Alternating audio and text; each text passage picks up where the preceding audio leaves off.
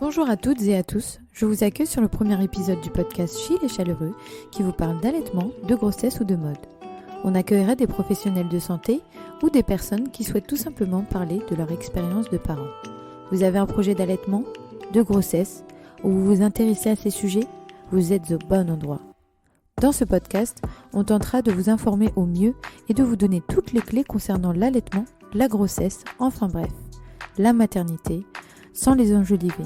Ici, il est question de vous expliquer avec des mots simples et rassurants tout ce qui se rapporte à la maternité afin de, je l'espère, vous rassurer, vous réchauffer, vous aider pour vivre à fond votre voyage maternel en ayant le maximum de bagages. La famille entière sera au centre de nos discussions car dès lors que l'on attend un enfant, c'est toute une famille qui se crée et qui est chamboulée.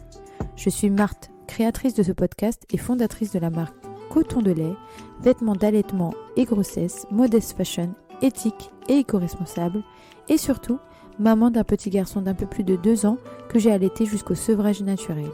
Si vous aimez ce podcast, n'hésitez pas à vous abonner, à le partager et à laisser des commentaires auxquels j'aurai le plaisir de répondre. Nous vous donnons rendez-vous le premier mardi de chaque mois pour nous retrouver pour un nouvel épisode du Lait Chaud. Prenez une boisson chaude, détendez-vous et partagez ce moment avec nous. Bienvenue sur le podcast dédié à la maternité. Bienvenue. Et chaud.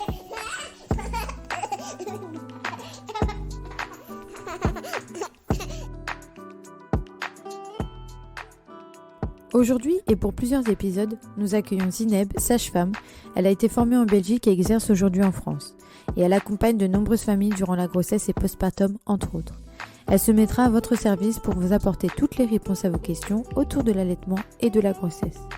Dans cet épisode, on va aborder le thème de l'allaitement et essayer de comprendre quand et comment se met en place l'allaitement, ou que se passe-t-il pour le nourrisson comme pour la maman, ou encore quelles techniques et conseils pour un allaitement réussi.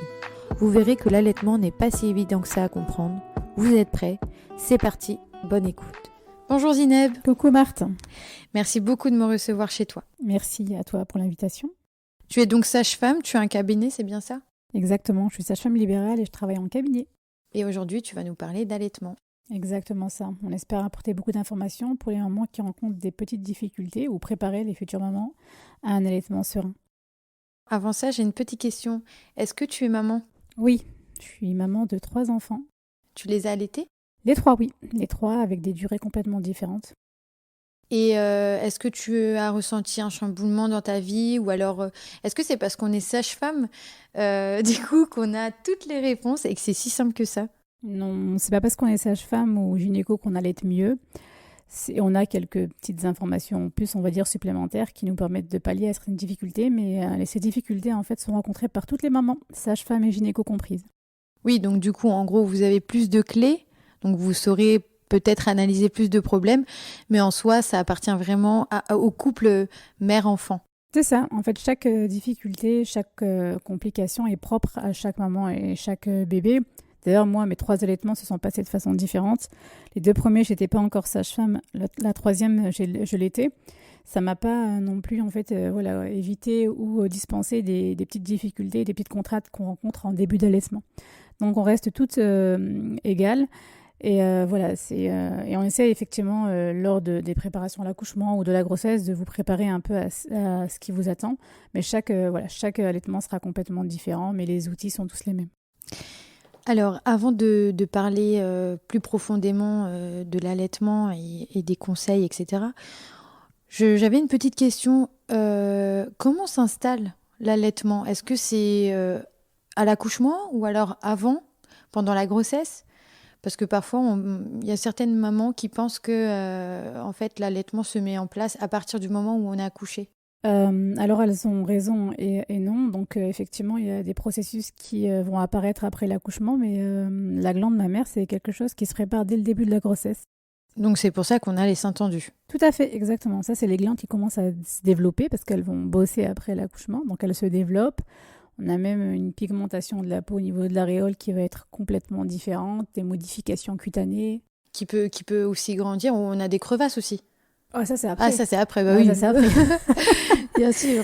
Non, ça c'est après l'accouchement, mais effectivement, on a une modification physiologique, une glande qui est plus développée, un mamelon qui va être plus foncé, avec une apparition en fait de petits tubercules, des petits points qu'on appelle les tubercules de Montgomery. C'est des petits points blancs qu'on voit tout autour. Voilà, exactement, qui vont apparaître durant la grossesse. Et ces tubercules, c'est des glandes qui vont sécréter du sébum, qui est un très bon antibactérien naturel. Qui fait barrière, du coup, et on n'a pas besoin de laver son sein. Exactement, tout à fait. On ne devrait surtout pas laver notre sein entre chaque tétée. Parce que du coup, on risque de supprimer ce sébum Tout à qui est la barrière, justement, entre le sein et les bactéries. Exactement, le sein s'auto-nettoie. C'est magnifique. C'est génial.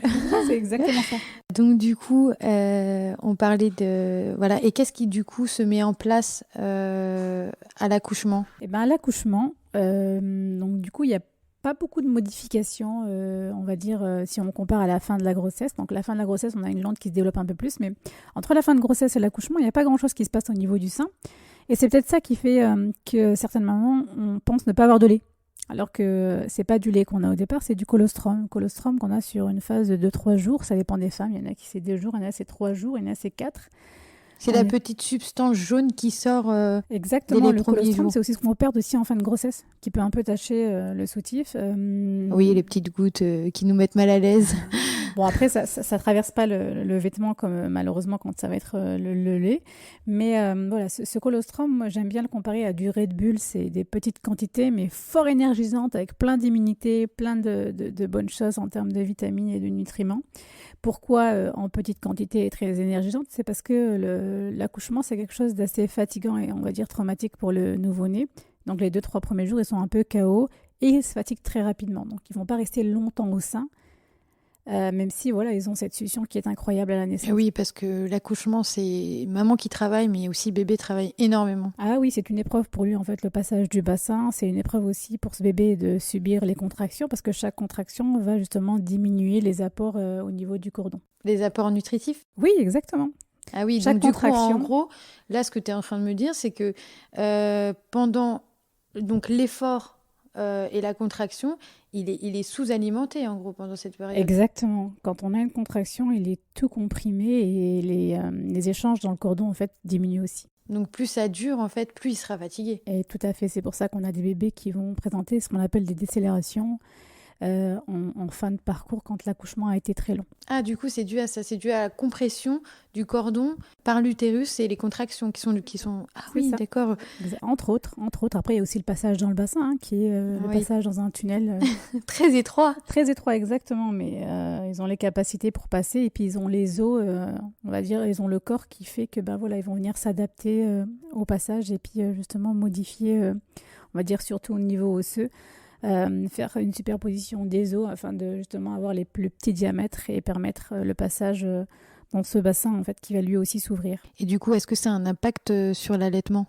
Oui, exactement. Ça peut avoir un impact sur l'allaitement parce que le bébé qui est comprimé surtout au niveau de la tête dans le bassin, donc c'est la plus grande partie, on va dire c'est la plus éprouvante, c'est celle qui est le plus éprouvée durant l'accouchement parce que c'est la plus grande partie à passer au niveau du bassin.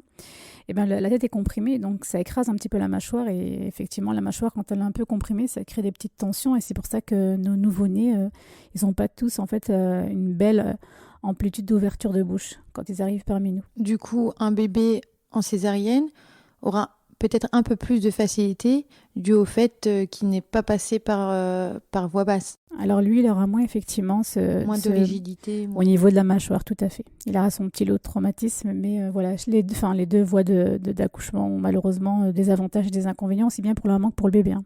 Oui, bien sûr. Donc, la façon dont on a accouché va déterminer aussi la façon dont on va accompagner notre bébé à l'allaitement.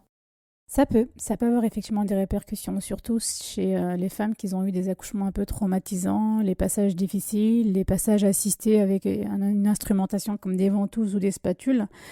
Ça peut effectivement créer un peu plus de tension au niveau facial et au niveau du crâne du bébé. Et donc ces tensions-là, si elles disparaissent les premiers jours, si elles disparaissent pas les premiers jours de vie, c'est ce qui peut rendre un peu difficile un allaitement et donc c'est aussi, on va dire, le moment de faire intervenir les super ostéopathes qui peuvent débloquer assez rapidement ces tensions. Et du coup, pour en revenir à l'allaitement, quand on dit en fait que notre bébé est mal positionné, souvent on dit que notre bébé est mal positionné et que du coup c'est pour ça que ça crée des crevasses justement, alors que ça pourrait peut-être venir de ça en fait, du fait que le bébé ait un peu de rigidité au niveau de la bouche et des tensions. Alors oui et non, donc un bébé qui est mal positionné, effectivement, c'est un bébé qui peut créer des difficultés à l'allaitement.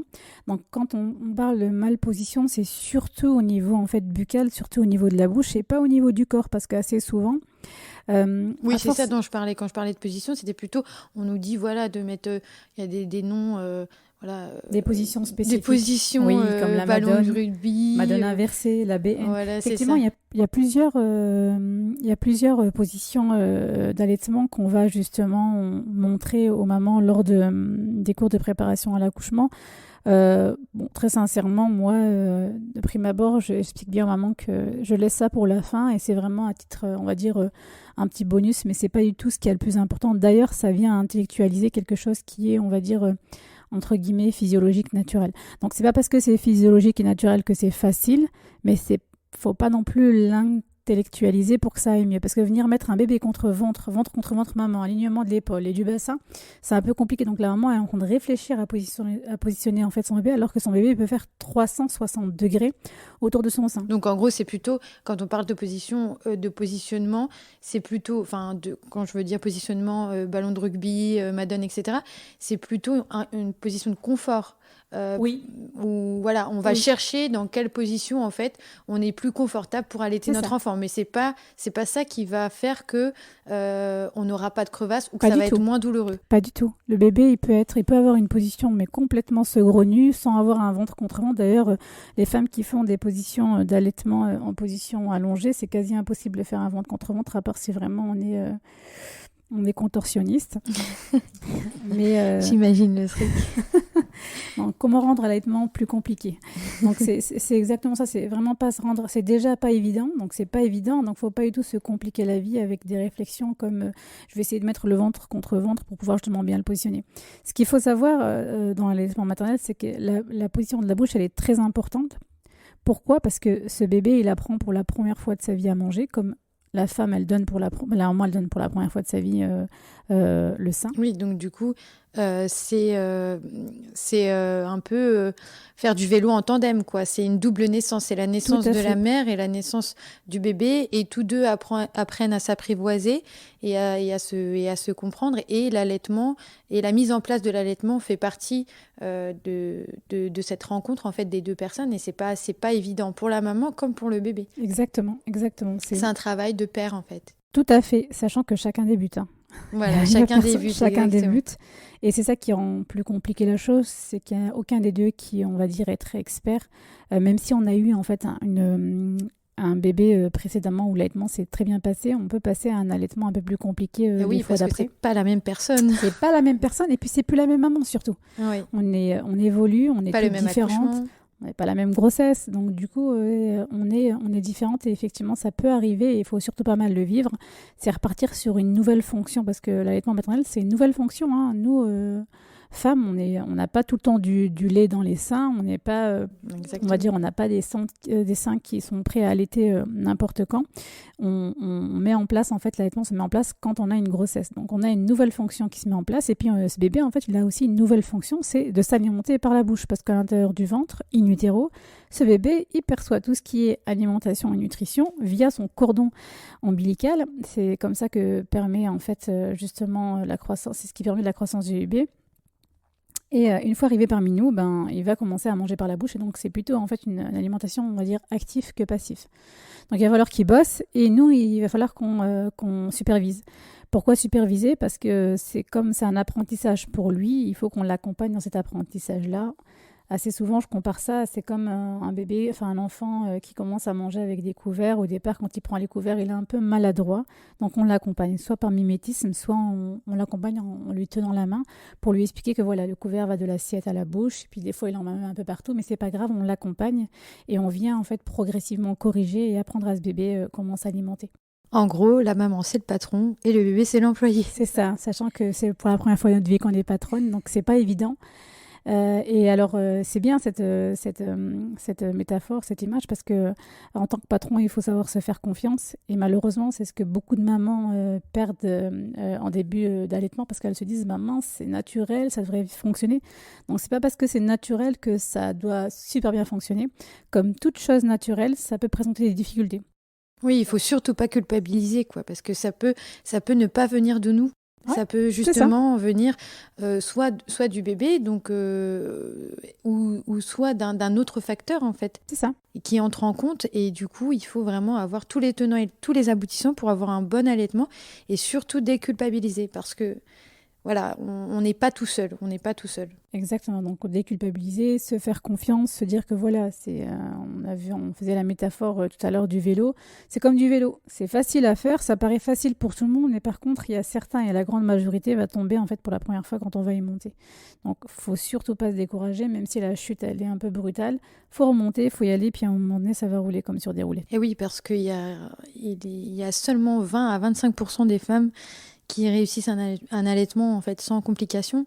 Donc, ce qui implique que 75% à 80% des femmes galèrent. Galère, exactement. Donc voilà, c'est en observant les femmes que effectivement j'ai pu constater qu'une grande majorité en fait présentait des difficultés, et en moyenne 75-80, et puis on a toujours une petite part où les femmes, ben c'est cool, ça passe. Ça roule comme sur des roulettes, elles montent à vélo, elles roulent directement, elles tombent pas et tout se passe bien. C'est les petites chanceuses, on va dire. Mais voilà, dites-vous que voilà, c'est un début et que les débuts, c'est pas facile. Et ceux qui réussissent et qui durent dans le temps, c'est ceux finalement qui s'accrochent. Et oui, parce que la principale cause de l'arrêt des allaitements prématurés, c'est la douleur en fait. Exact. Enfin, la douleur, c'est l'une des principales causes. Donc on s'attend pas à ce que ça fasse aussi mal que ça. Donc Et oui, parce que moi personnellement, j'ai beaucoup plus souffert pour la montée laiteuse et la mise au sein que pour l'accouchement. Oui, ça peut arriver. Ça peut arriver. Voilà, assez souvent, malheureusement, quand on voit les mamans à distance de leur accouchement, quand on les voit 2-3 jours après leur accouchement, on constate qu'effectivement, l'allaitement maternel, c'est douloureux. Et ce qui est surprenant, c'est que certaines des femmes, si ce n'est en fait la moitié ou plus, qui disent que bah, c'est pas grave si j'ai mal, si c'est une chose, c'est un cap à passer. Non, c'est pas un cap à passer. La douleur, c'est un signe d'alarme chez nous. Donc, ça doit nous alerter, ça doit nous faire prendre conscience qu'il y a quelque chose qui va pas.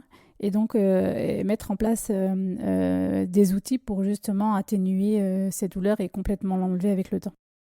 Donc, par rapport aux douleurs, en fait, ce qui nous fait d'abord, dès les premiers jours, très mal, ce sont les crevasses. Alors, les premiers jours peuvent apparaître. Alors, la première mise en sein, on n'aura pas encore de crevasse, parce que la crevasse, c'est quoi? C'est une petite gerçure, une petite griffe sur le plan superficiel de la peau. Donc, sur la peau, ça passe encore, mais sur le mamelon, qui est une zone sensible, c'est assez douloureux. Ça apparaît 1 ou 2 jours après, mais pas le jour même. C'est à force, effectivement, de pincer, ben, la crevasse s'approfondit, et plus c'est profond, et plus c'est douloureux, et plus ça peut être saignant. Hein. Et justement, ça montre qu'il y a un problème. Ça montre que le bébé n'ouvre pas assez grand la bouche et n'a pas une bonne prise au sein. Exactement. La crevasse... Qui n'est pas due à la position. Qui n'est pas due à la position du bébé, mais à la prise du sein par la bouche du bébé. Donc, ces crevasses-là, effectivement, c'est un signe pour nous dire que ce bébé, ben, il pince. Et Zineb, est-ce que tu pourrais nous donner quelques conseils ou pour savoir, en fait, comment est-ce que mon bébé prend bien le sein? Alors, donc du coup... Premièrement, la première chose qu'il faut faire, c'est ne surtout pas laisser ce bébé prendre le sein tout seul, parce qu'il ne sait pas. Donc, comme c'est un apprentissage, c'est à vous de l'accompagner. Comment on l'accompagne? On va essayer effectivement de lui faire prendre un maximum de l'aréole, la partie foncée de notre sein, et pas que le téton. Parce que s'il pince que le téton, bah, non seulement en fait il va venir pincer et abîmer en fait cette partie-là, parce qu'en pinçant ça va créer des crevasses, des blessures, et en plus de ça, bah, en pinçant ce téton, il va diminuer le débit parce qu'il va venir appuyer sur les petits canaux galactophores qu'ils apportent. Il va les boucher. Exactement, par pression, il va effectivement diminuer en fait le débit et le flux du lait. Il devrait justement emmener ses lèvres le plus loin possible sur la partie foncée du mamelon, et donc en gros, quand on met un bébé au sein, il faut se dire, je vais essayer de lui faire prendre complètement la partie foncée du sein, même si effectivement, c'est pas possible, mais l'emmener. Donc, une des meilleures manières de le faire, c'est de froisser un peu la peau. Comme ça, en la froissant, en fait, on lui amène en bouche comme un sandwich. Et une fois qu'il a attrapé, on lâche la peau et la peau, en se distendant, va ouvrir naturellement sa bouche. Une fois que c'est fait, la première chose qu'on se dit, c'est comment je me sens. Donc, s'il n'y a pas de crevasse, normalement, on ne ressent rien. S'il y a déjà des crevasses, il faut bien faire la différence entre c'est sensible et c'est douloureux. C'est sensible, c'est parce qu'il y a déjà une plaie. Donc, effectivement, comme il y a la bouche du bébé qui vient un petit peu se frotter, ça peut être sensible. Par contre, c'est douloureux, ça veut dire que la crevasse, en fait, elle continue encore à creuser. Donc, le sein continue encore à être blessé et c'est le moment de se dire je corrige la bouche, je récupère le téton et le mamelon. Comment? En faisant un appel de sein un appel d'air, au niveau de la commissure, parce que c'est des vraies ventouses. Si finalement c'est juste de la sensibilité et que tout va bien, toujours vérifier effectivement que les 2 lèvres soient bien retroussées. Ça, c'est un signe comme quoi en fait le bébé il a bien ouvert la bouche et qu'elle pince pas. Donc en gros, plus il prendra de sein dans sa bouche, et mieux ce sera en gros. Tout à fait. Plus il aura la bouche ouverte et plus il aura une meilleure prise. Exactement. Plus il va loin et moins il blesse le sein. Et plus il va loin et plus le débit sera important parce qu'effectivement, il ne va pas venir pincer sur les petits canaux au niveau du téton. Très bien. Et du coup, aussi, parfois, on peut avoir une décoloration qui est due au pincement ou alors des tétons qui sont plats. Ça aussi, c'est un indicateur de... Exactement. C'est un signe parce qu'un téton qui est plat, c'est un téton, effectivement, qui n'est pas parti très loin dans la bouche et qui était justement en contact du palais dur. C'est pour ça que ça s'est un petit peu aplati. Et la coloration, c'est parce qu'effectivement, en pinçant, ce bébé, il a diminué la vascularisation du téton. Et donc, ça fait ça, malheureusement, un téton qui est un peu plus pâle et un téton qui est plat. Donc, après une mise au sein, toujours observer la forme et l'aspect en fait, du téton pour se dire que oui, c'était une bonne mise au sein. Ok, très bien. Du coup, il y a aussi, je reviens juste aux crevasses parce que c'est quand même un gros... voilà, c'est vraiment des questions qui reviennent souvent. On a aussi, pour pouvoir... cicatriser le plus rapidement possible justement. On a des petites choses qu'on peut faire aussi comme mettre des coquillages nacrés. Oui, les coquillages nacrés c'est super, c'est nature et en plus de ça, ça collecte le lait maternel et ça le laisse en contact du téton et on sait que le lait maternel c'est un très bon cicatrisant. Donc c'est assez intéressant le coquillage nacré, surtout qu'au départ on a des petits écoulements de lait. Donc ça collecte le lait, ça permet de ne pas avoir les soutifs en fait trempés et puis ça laisse le sein en contact du lait. Il y a d'autres petites choses effectivement qu'on peut mettre en place. Donc, dès qu'on a des crevasses, la première chose qu'il faut se dire, c'est il faut que je corrige en fait la cause. Qu'est-ce qui a causé les crevasses? Donc une fois que la cause c'est la bouche du bébé, donc je corrige la bouche du bébé, comme ça la crevasse n'est pas plus profonde parce que malheureusement si on met en place des choses pour guérir la crevasse, un bébé va en refaire d'autres après. Donc on corrige d'abord la cause de la crevasse qui est la position de la bouche du bébé. Une fois que celle-ci est réglée, effectivement on accélère la cicatrisation. Donc tout ce qu'on peut faire aujourd'hui pour l'accélération de la cicatrisation, c'est le contact du lait maternel au niveau des coquillages nacrés, les compresses de lait maternel, la lanoline qu'on trouve en petite crème en pharmacie qu'on peut mettre sur le sein. Et puis si on fait pas les compresses ni les coquillages nacrés, on peut exprimer une petite goutte de lait sur le sein et puis l'appliquer pour pouvoir justement cicatriser le plus vite possible. Voilà, mais il faut surtout pas mettre d'antiseptiques ou de choses comme ça parce que ça peut arriver. N'oubliez pas qu'il y a le sébum qui va faire aussi son petit travail et qui va aider à tout ça. Et comme l'a dit Zineb, le lait, vous avez rien de mieux que ça en fait. Oui, alors franchement, une fois que la cause elle est corrigée, ce qu'il faut savoir, c'est qu'une crevasse, c'est une blessure superficielle. Donc c'est un peu comme une griffe sur la peau. Et une blessure superficielle, une griffe sur la peau, en 2-3 jours, max 4 jours, c'est cicatrisé. Donc une fois qu'on a corrigé la cause, normalement la cicatrisation elle est rapide. On peut l'accélérer avec la lanoline et la goutte de lait et les petites compresses de lait ou les coquillages, ou en mettant des coquillages nacrés. Mais voilà, c'est vraiment corriger la cause.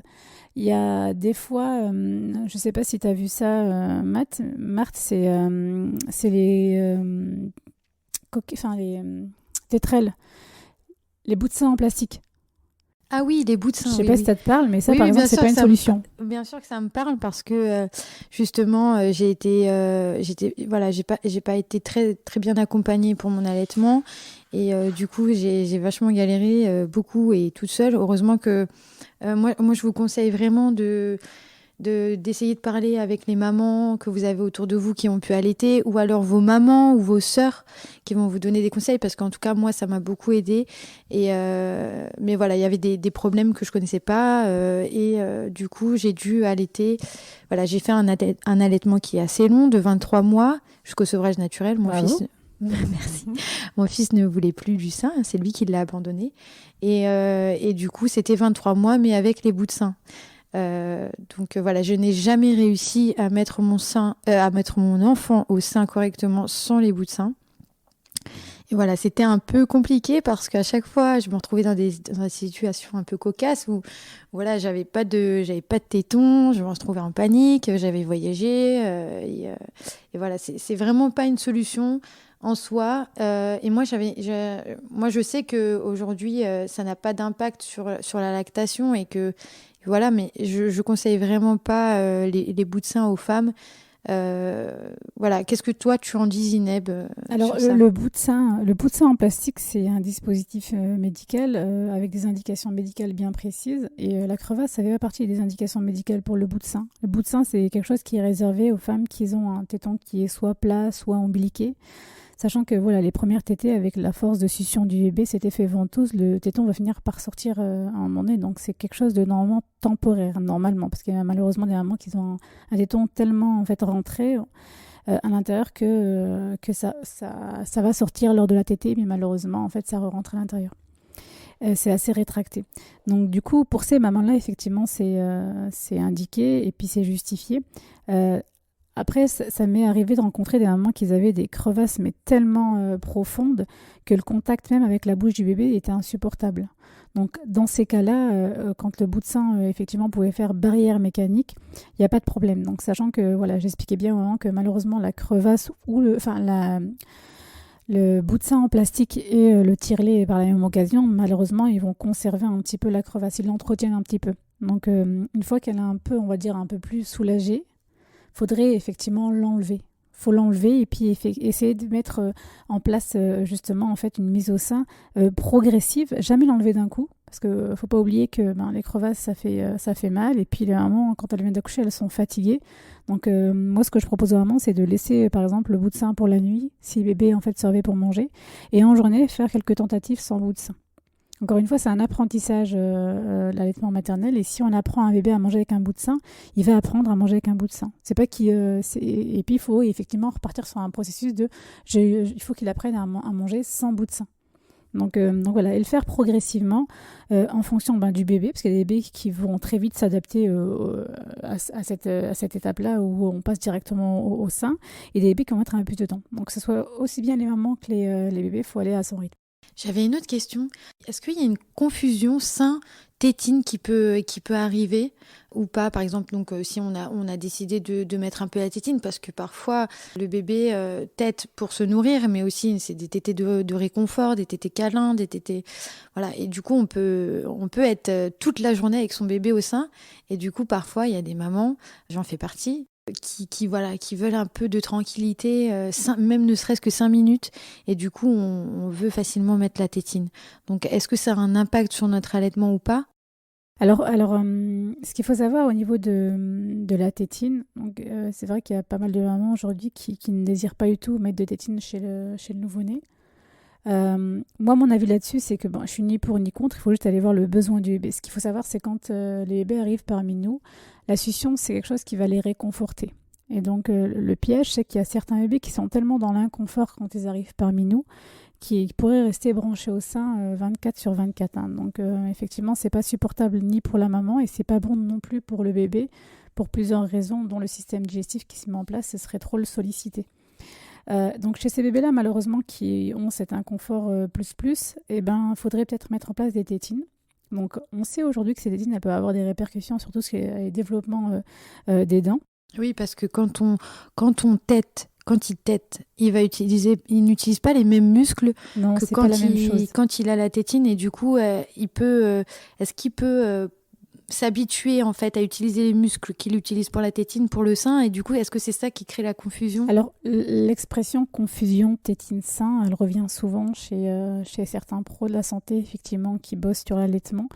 On la retrouve souvent en fait dans le contexte où le bébé il a reçu quelques biberons et donc à un moment donné il confond le biberon et le sein. Donc mon avis là-dessus c'est que la confusion tétine-sein n'existe pas.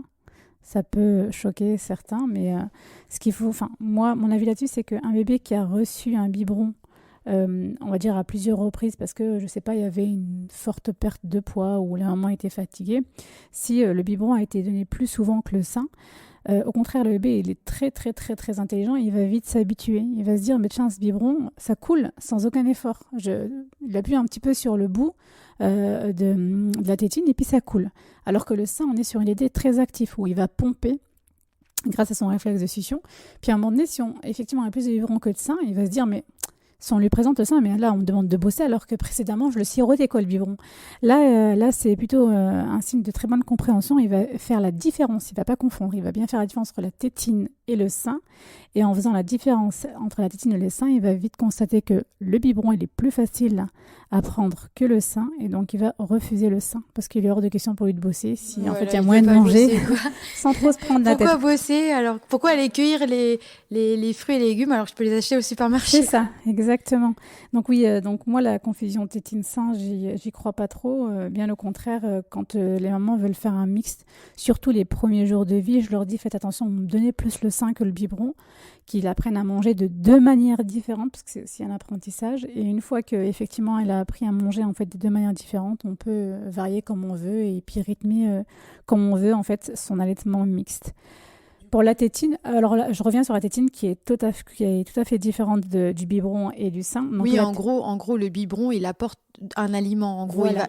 il va l'alimenter, donc voilà. il va. Alors que la tétine, c'est du confort. Voilà, ok. Et ça, c'est ça qui est important chez un nouveau-né, c'est de bien faire la différence entre la recherche de confort et justement la recherche en fait d'alimentation. Et puis souvent, ceux qui demandent beaucoup le sein au départ, c'est pas forcément ceux qui ont le plus faim, mais c'est ceux qui ont le plus de frustration et ceux qui cherchent effectivement en fait un peu de confort dans la succion. Chose qu'ils faisaient à l'intérieur du ventre. Ils passaient leur vie H24 à déglutir. D'ailleurs, il y en a à l'échographie, on les voit, ils ont le pouce dans la bouche. Ils têtent le pouce, ils têtent le cordon. En fait, ils têtent tout ce qu'ils trouvent et en fait, ils déglutissent tout le temps. Donc du coup, ça, c'est important de le savoir parce que ça a été, effectivement, ça a rythmé toute leur journée et leur nuit. Et quand ils arrivent parmi nous, il n'y a que du vent. Il n'y a plus rien à téter, il n'y a plus rien à déglutir. Et donc la tétine, elle peut apporter un peu de confort. Et donc je dis bien aux parents, voilà, que quand on met en place une tétine, c'est toujours en fait essayer de repérer les périodes d'inconfort parce qu'assez souvent, c'est en fin de journée. Et quand le bébé, on sait qu'il a mangé il n'y a pas longtemps et qu'effectivement, il n'est pas très bien, peut-être qu'effectivement, la succion d'une tétine, ça peut le réconforter et libérer un peu les bras de la maman. Il y a la notion aussi de l'allaitement à la demande.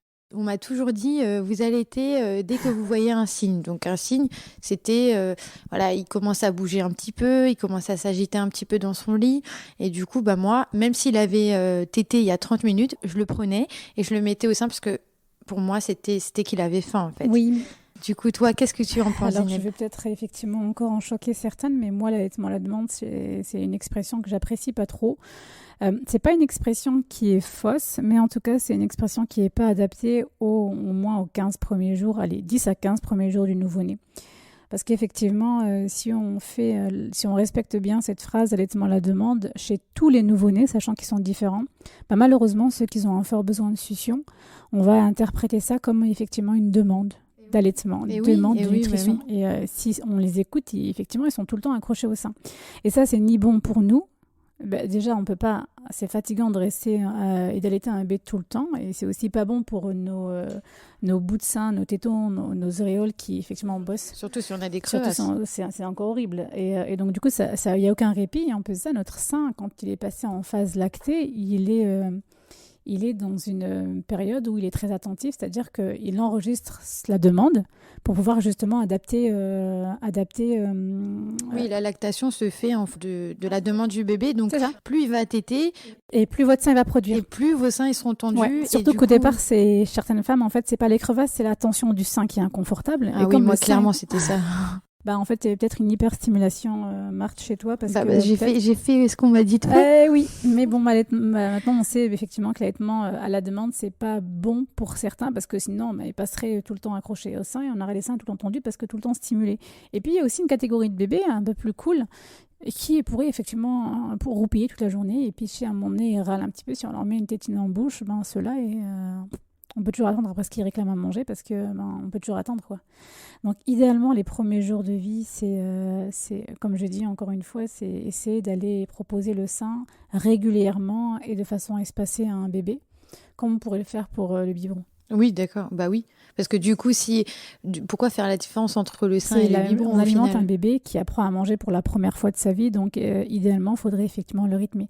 Il y a certains bébés, au bout de 4-5 jours, ils ont très vite compris qu'effectivement, il y avait en fait cette capacité de nutrition et qu'effectivement, il présentait des signes. Et c'est pour ça qu'il faut toujours être attentif, toujours observer nos bébés et nous faire confiance. Parce qu'il y a des signes, effectivement, qui vont nous montrer que c'est du confort que le bébé cherche ou des signes qui vont nous montrer qu'effectivement, le bébé a faim.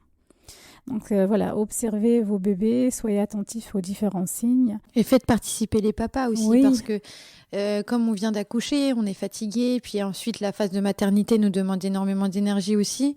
Il y a la mise en place, il y a la montée laiteuse, puis ensuite il y a la lactation qui se met aussi en place, et on n'a peut-être pas, on n'est peut-être pas assez attentive, parce que dû à la fatigue et à tout ce qu'on a à faire quand on rentre à la maison, en plus de s'occuper de notre enfant.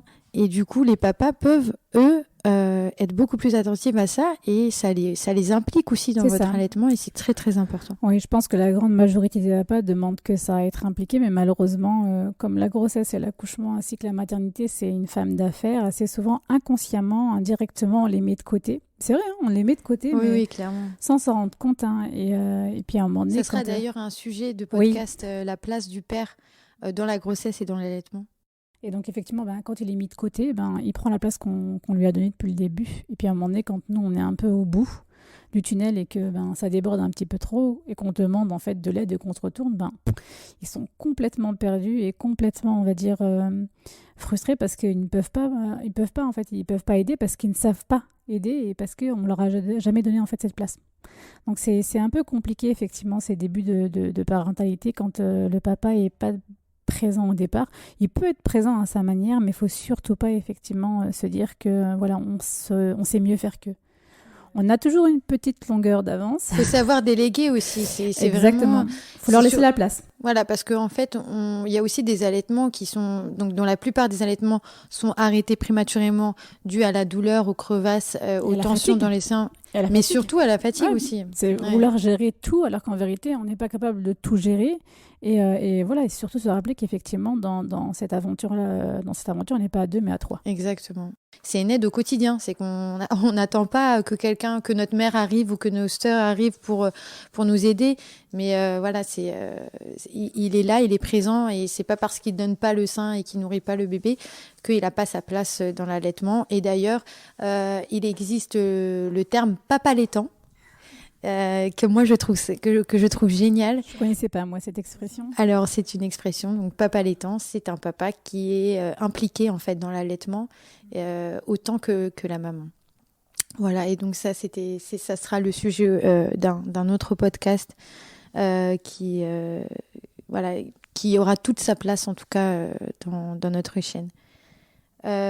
J'avais un autre, avant de terminer avec ce podcast, est-ce que tu peux nous dire juste quelques mots sur les freins, parce que il me semble qu'on n'a pas parlé des freins, les freins de langue et les freins de lèvres. Alors, ce qu'il faut savoir, c'est que les débuts de l'allaitement, c'est pas évident, ni pour le bébé, ni pour la maman. Et puis, à un moment donné, en fait, quand c'est un petit peu trop long pour moi, c'est quand au bout de 3 semaines, 1 mois, on continue encore à être dans la difficulté. Là, c'est vraiment qu'il y a quelque chose, effectivement, qui pose problème. Et parmi les choses qui posent problème, on peut retrouver, effectivement, les freins de langue ou les freins de lèvres. Normalement, ça devrait être diagnostiqué à la maternité, mais des fois, on peut passer malheureusement à côté. Donc, ce qu'il faut savoir, c'est que l'allaitement, c'est pas évident, c'est pas facile.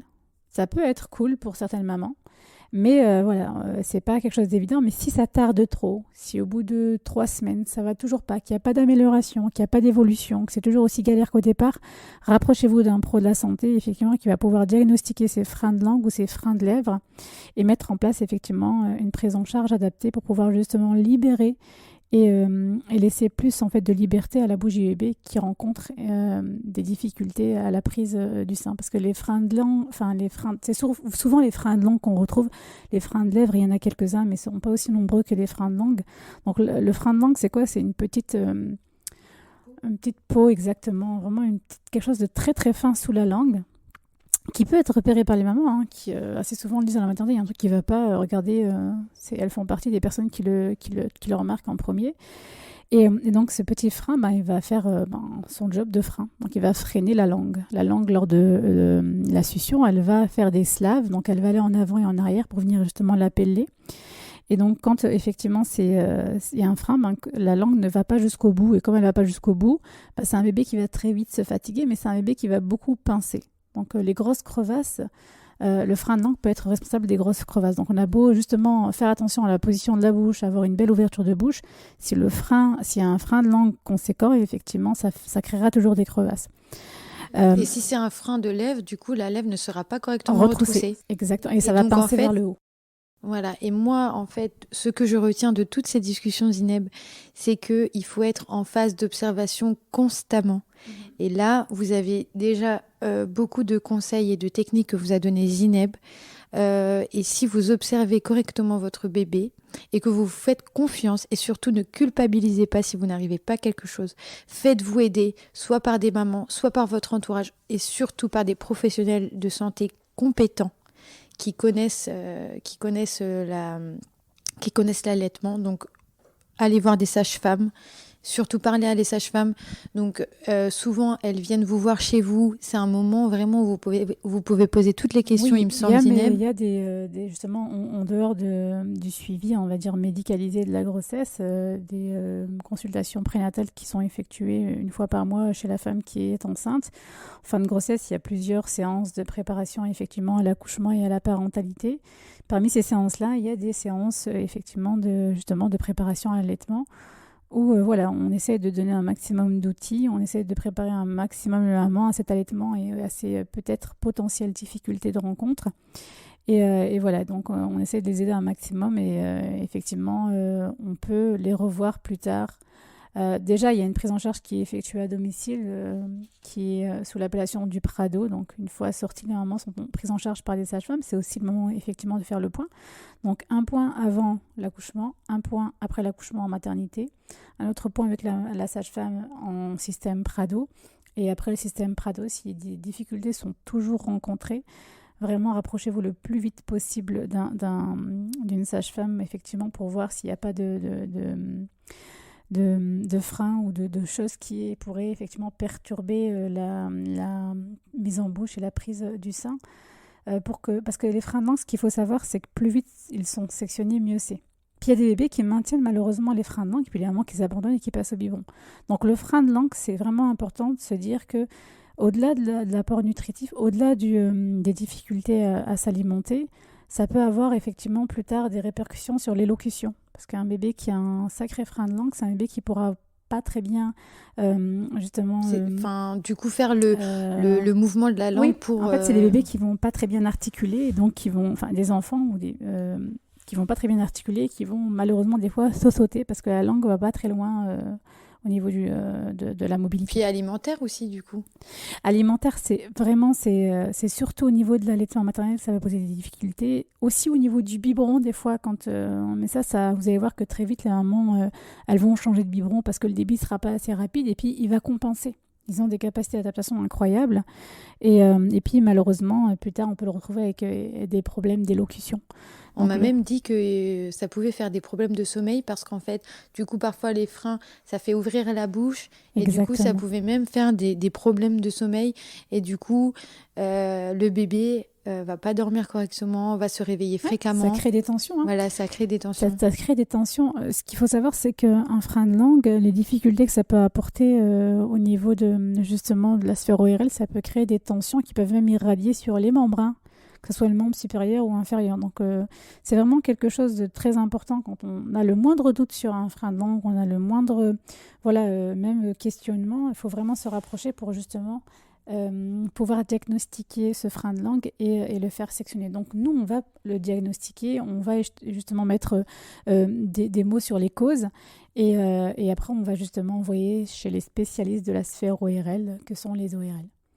Et il y a aussi des chiropracteurs aussi qui pratiquent. Après, oui, alors justement, la priorité, ce serait de faire la frénectomie. Une fois que la frénectomie est faite, consulter un ostéopathe ou un chiro, effectivement, qui va justement jouer sur les tensions qui ont été provoquées par ce frein de langue. C'est génial. Merci, tu nous apprends vraiment énormément de choses et c'est super. J'avais un dernier point que je voulais aborder, c'était quelque chose d'extraordinaire. Quand vous avez dû arrêter votre allaitement ou que vous n'avez pas forcément réussi votre allaitement, il n'est jamais trop tard.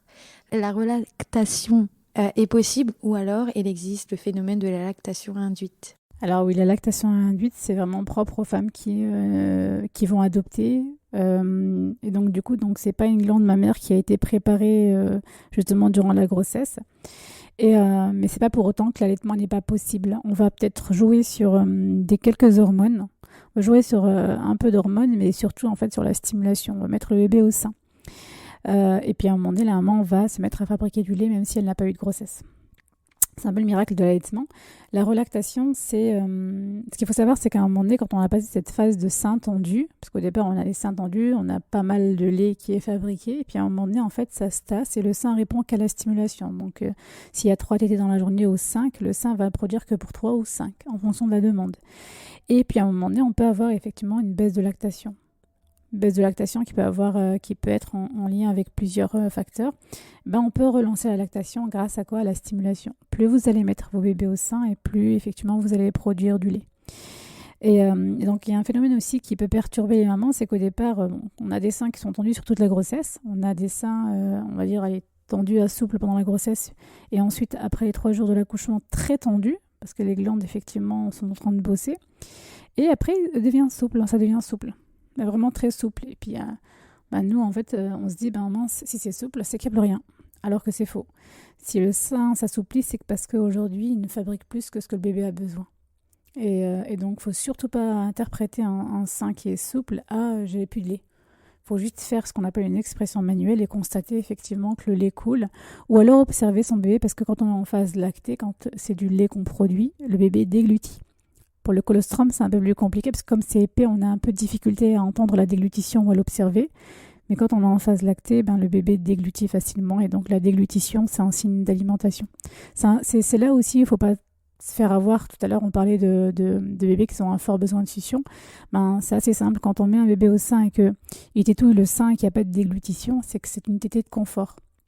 Alors que quand le bébé déglutit, c'est une tétée en fait nutritive. Donc c'est un peu la différence entre je cherche du confort. Puis des fois, il y a des petits malins qui vont commencer à téter, déglutir 2-3 fois et puis ils accrochent le sein. Et dès qu'on veut enlever du sein et puis se remettre à déglutir. Donc l'idéal, ce serait de les stimuler. Très, très intelligent. Oui, très. Donc l'idéal, ce serait de les stimuler durant au moins la moyenne pour les tout débuts. Je parle vraiment des débuts de l'allaitement. Les 10 premiers jours à 15 premiers jours. C'est de les mettre à un seul sein pour le lait, quand on est en phase lactée, et idéalement 15 à 20 minutes de déglutition. Donc il y a des bébés qui vont déglutir et qui vont enchaîner 15 minutes, il y a des bébés qui vont faire des pauses. Bien sûr, il faut prendre ça en considération. Donc s'il y a des pauses, il faudrait rallonger la tétée pour que le bébé puisse avoir tout ce qu'il faut en termes de nutrition. Super, je pense qu'on a fait le tour.